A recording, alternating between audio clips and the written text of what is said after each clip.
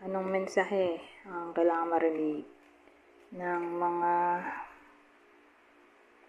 cancer sa June 16 to 30?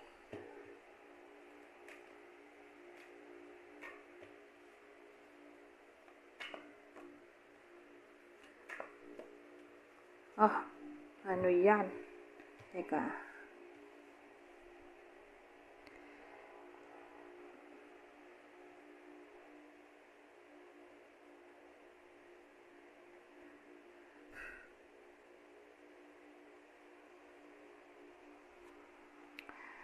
Yung babae dito, single yan. O currently separated.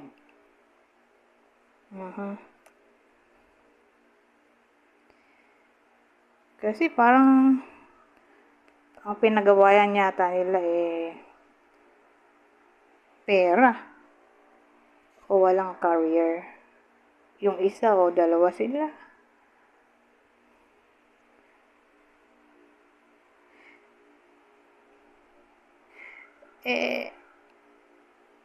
May magbabalik oh.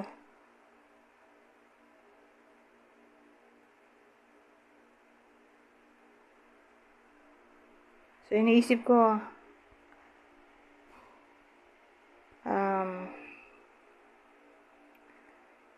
kakausapin niya ba to?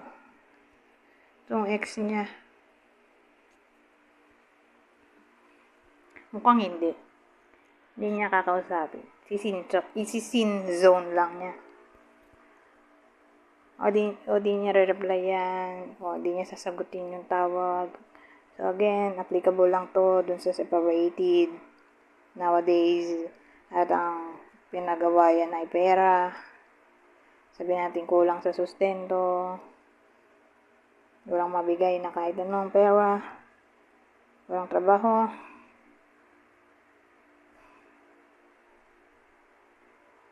Walang financial support. So, ayan, mukhang babae yun nakipag-break. Tapos, babalik yung partner niya. May message siya. Hindi to literal na face-to-face sila. Hindi. Tatawag lang yan. Tatawag o magte-text o magchat-chat. Pero hindi re-replyan ng babae. Ayaw nung babae na makipag-usap. So, either kayo to, babae kayo. O ito yung poso nyo kung lalaki kayo. Ngayon, kung di applicable, edi, baka ito yung senaryo ng kakilala ng iba sa inyo. Kasi, di lang naman energy nyo to. Kundi energy din sa mga nasa paligid nyo. Taong nasa paligid nyo, sasama dyan yung, yun nga, karelasyon, kamag-anak, kapitbahay, ka-workmate. Pero ka-close nyo. Oo. For some reason, may connection kayo. Ano yun? Araw-araw kayo nagkikita o may time para magkausap. So, sasama yung energy nila sa kwento na to dito sa reading. So, again, case-to-case basis. So, eto na ang ating clue. Ito yung zodiac sign ng ex ng babaeng to. O ito yung ex nyo. O ito yung ex nung kakilala nyo. So again, case-to-case basis.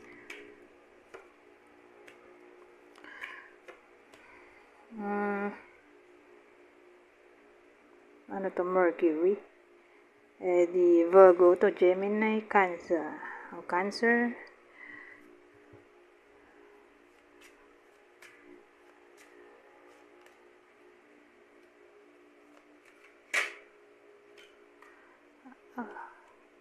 Ending. Tapos, accord. Well, karugtong rin yan nung kanina. Yung babae nga ayaw. Ayaw na makipag-connect, ayaw na makipag-ayos. Kasi, nag-shake hands sila dito, di ba? Ito. Parang ayaw niya makipag-ayos. So, more like, konektado to dun sa kanina. Parang emphasis. Ayaw na niyang makadil, makausap, makakonect yung ex-husband niya o ex-boyfriend. Ayaw na niyang makita. Ayaw niya na makipag-friendship.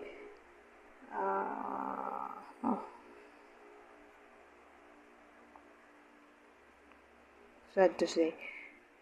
Nakuha pa tayo. Baka maiba naman ang energy. Hindi nasasama to doon. Sana naman.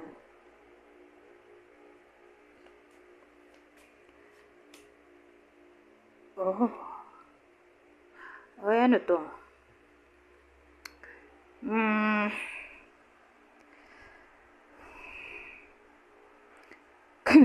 Pwede rin kasing connected to dun sa kanina. Kaya nga magbabalik, mahal pa. Ngayon, kung sabihin natin nasa medical field, yung iba sa inyo single, or regardless kung single o hindi. Kasi attraction tong rose eh.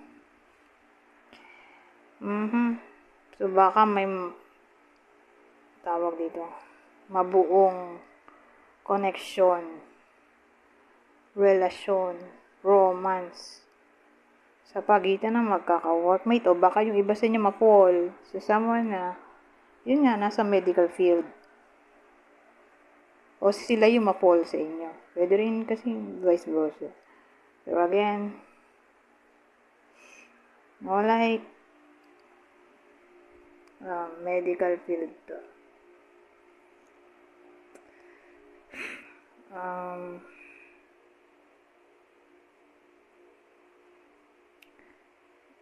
Actually, ex nga eh. Ex. Baka may magbalik sa iba sa inyo ex. Tapos yun nga, mahal pa raw.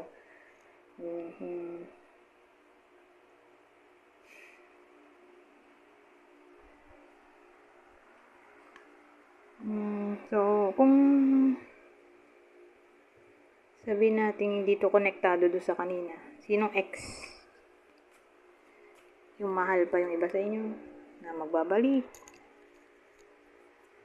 So again, hindi to connected dun sa kanina. Aquarius o someone na niloko sila before o pinagpalit sa iba. OMG. Aquarius. Isa lang yung zodiac sa inyo. So Aquarius daw. Yung ex na maaring parang magre-reconnect tong Aquarius na to na ex sa iba sa inyo. Kaya pala magre-reconnect, baka gusto niya pa mag-try again kasi parang gusto pa siya, gusto pa nito yung iba sa inyo.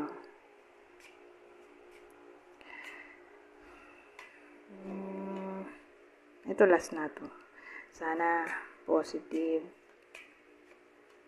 Ito maganda. Diba? Konektado to dun sa kanina. Pero overall, kung isasama natin yung pinakauna, pwede rin. Mabuti ang intention. Kasi santo eh. Wala naman siyang nililihim. Walang pangit na energy. San yan eh. Diba? Clarity. Liwanag. Optimism. Luck. Na para bang puno ng joy. So, sa madaling salita, yung iba sa inyo ay makakatanggap nga ng mensahe. So, paulit-ulit lang yung kwento natin. Kahit anong gawin ko, mapataro, Lenormand yung din ang lumalabas. Na yun nga, may magbabalik. Tapos, magiging masaya yung iba sa inyo. Kasi nagbalik. Pero, kung i-connect natin doon sa unang spread, ayun yung babae kanina. Sabihin natin, sasaya siya, pero at the same time, ayaw na rin niya. Ganun. Siguro na-surprise lang siya na tinatawagan siya, o kino-contact. Pero at the same time, ayaw na rin niya. Ayaw na rin niya magkabalikan. Pero kung hindi natin sasama yung kanina, mag-i-stand alone lang yung spread na yan, yung huli. Sa not letter. E di, ganito. Makakatanggap ng mensahe, news, through text, chat, email, anything na parang written. So, paper. Invitation ba to? Makakatanggap ng telegram, mensahe nga, in general. Yung iba sa inyo na ikasasaya. Pero, pwede ring invitation to. May invite yung iba sa inyo sa celebration.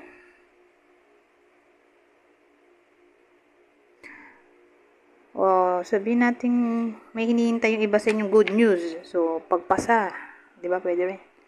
Pagpasa sa something. So, hinihintay ng iba sa inyo yung result. Eto na. Pasado. Sana nga. O, bunga ng hard work. O, magbubunga na yung hard work.